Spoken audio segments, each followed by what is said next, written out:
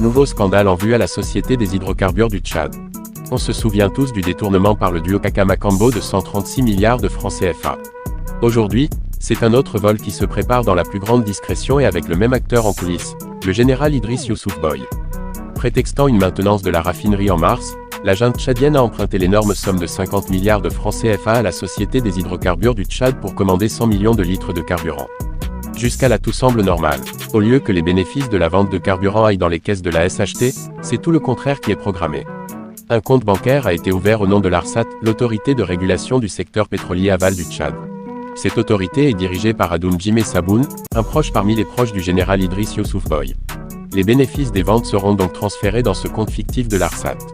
Un mode opératoire très classique de détournement de fonds publics opéré par les mafieux au pouvoir.